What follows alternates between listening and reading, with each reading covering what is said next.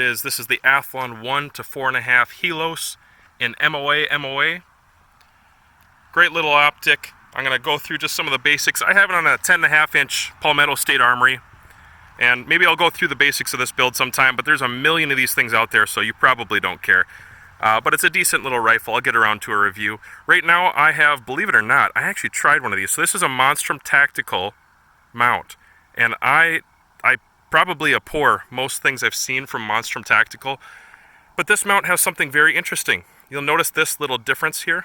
That's because this slot can move forward. There's almost like an inter-Picatinny piece here that is using Allen screws. You can probably kind of peek in there a little bit to set it at a particular point, and that's what I needed. So the first thing I'll get off to is that the optic itself, it's kind of a bulge, man. That thing is a little bit big. It didn't fit in a couple traditional one-piece mounts that I had, so I had to get a little creative. Also, I wanted it a little further forward because I just noticed that that particular eye relief, although it was usable when it was a little further back, it wasn't real comfortable. Again, I'm a big guy. I got long arms. I'm 6'5", so there's a lot of space there. I moved it forward a little bit. It's just more comfortable for me now, and I really like the mount. It's actually done really well considering my low expectations for it. It's been great. And sorry if the lighting is getting a little funky. The sun's gone down. This optic has something interesting. It has one single, let me get this here, revolution. So you're not going to have doubles. You're going to stop right about, well, probably right around there. I get almost all my elevation out of it, which is phenomenal. I think that's really cool that it was designed in this way. And then you're going to stop on zero. There's a little zero stop feature in there, mechanical zero stop. I like that. And then your windage is just slightly different, but operates pretty similar. They're operating using Allen screws to tighten this down to the unit itself. Very traditional. It's not going to be like your higher end optic. It's not going to be like a Schmittenbender stainless steel. Between the 5-piece and 3-piece erector system, I'm not sure which it's using, but I'm going to vouch that it's good, and it's probably using the cheaper one. It's very reliable. Its return to zero has been perfect. I'm pretty sure that the tracking test has proven for me so far that it's very reliable. I don't think it's 100%, but again, the human error with a 4.5 power optic at 100, 200 yards, and you're doing a tracking test, it's kind of hard to tell. So it could actually be even better than I think, but I think it's very reliable. Moving on, a couple things I noticed about it is it's got a really nice size ocular lens here. I like that. And I feel like Athlon has more room for adjustment, that they do more than most optics in your ocular lens to get that the fast focus for the reticle. I feel like they've got a little more room to move with, which is kind of cool. I like that. Overall, the optic is chunky. It's kind of heavy. I don't mind that. It's not a real big bother for me. Everything seems pretty clear. The clicks, again, if you didn't hear this in my last video, I'll try to zoom in here.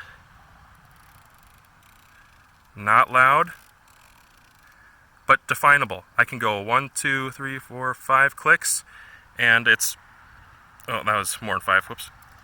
Let's see, 1, 2, 3, 4. So there's 4 clicks right there, right on the 1, back to 0. It lines up nicely. They're very tactile in the feel, but just the sound is not going to be quite like the, say, Aries ETR series, or if you have the Chronos, the new Chronos. It's not going to be the same as that. It's a little, I wouldn't say sloppier, just quieter. So, just to try to make this short, if you have any other questions, let me know, but I'm going to say overall the optic's very good. It's very reasonable. I like the illumination feature. I don't use illumination a lot, but I was just using it tonight. Again, it looks lighter than it is. Works very well. I suppose I should talk about the parallax.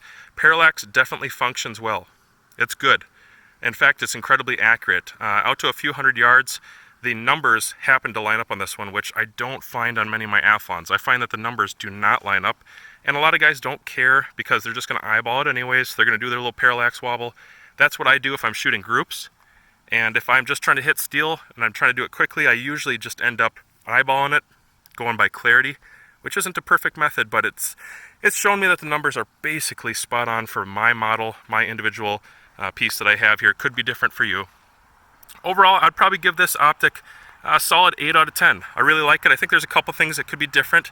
The parallax from the factory, out of the box, the parallax, It's rugged enough, it's not going to break. The parallax is just really stiff, and it's still stiff, but it's not bad. It's just more than it should be. The illumination is incredibly stiff, and it's far more stiff than it should be. This is a first round batch, and I expect that some of these small things are going to be taken care of with time. I don't think that's going to be a continuing issue. Usually first runs, you're going to get some of those funky things, and then, you know, even a couple hundred are produced, and then it's gone. They take care of the little quirks, and the manufacturing process gets smoother. So that's basically all I have for you guys. If you have any comments or questions, go ahead and comment down below. And also go check out my Facebook, Gun-Toting Minnesotan. Head over to Facebook. That's where I post my links, especially for Titan Great Outdoors. If you want cheap targets, man, like the best deals on the internet, you need to add my Facebook. Go like that, share a page, let other people know about it so I can send you good links and discounts. Thanks, guys. Alright, it'd be kind of a dumb video if I didn't shoot the thing a few times. So I'm at 100 yards, standing. I've got an A-zone. I think it's maybe not exactly an A-zone. It's an 8 by 12 inch target. At 100, it's about 110 yards. And so I got this on 4.5 power, shooting some Tula, 55 grain. And we'll turn on some illumination, I guess. Pretty stiff on the illumination. That's how hard it is. You gotta get a crank on it. But should be able to get 3 easy hits in a row without missing. At 100.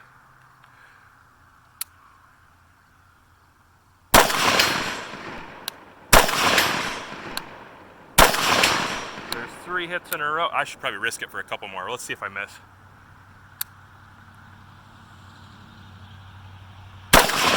Ah, there's a miss.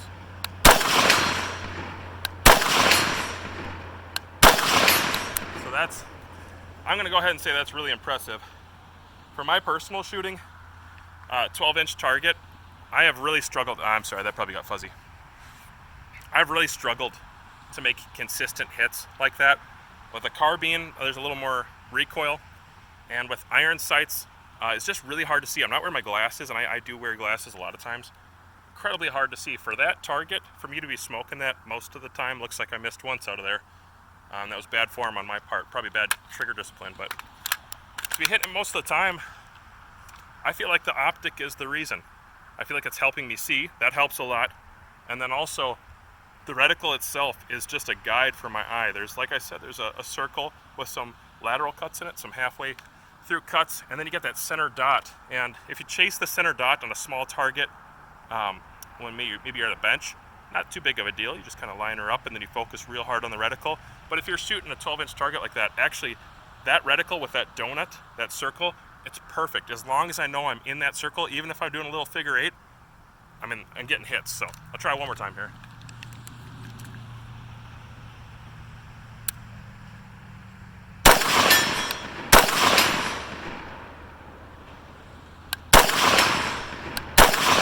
There we go. That's either 4 or 5 in a row. I'm super happy with that. That's incredibly impressive for, honestly, like a $450 rifle plus this optic. I think the optic actually retails about the same price as the rifle. I do have like a nickel boron bolt carrier in it, CMC trigger. There's a couple things here. I got a BCM, a gunfighter grip, and then the arm brace. Primary arms light, mission first tactical, backup light. That's pretty much it. Some PMags, some pretty gold ones that nobody's ever going to steal. It's starting to get dark, and I can tell the camera can't quite keep up with it. It's too dark. I better wrap up the video, but for me, I'm just really impressed. The balance of this rifle is fantastic. It's right about there. So when I do barricade work and stuff like that, it's going to be on point. I kind of like that. Didn't recognize that before. That's pretty cool.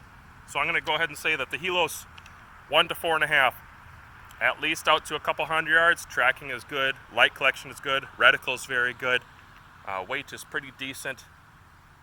Only thing I would tell you to look out for is just make sure you have a mount that's going to fit the a little larger than usual, a little larger than average size of the erector tube area there. There we go.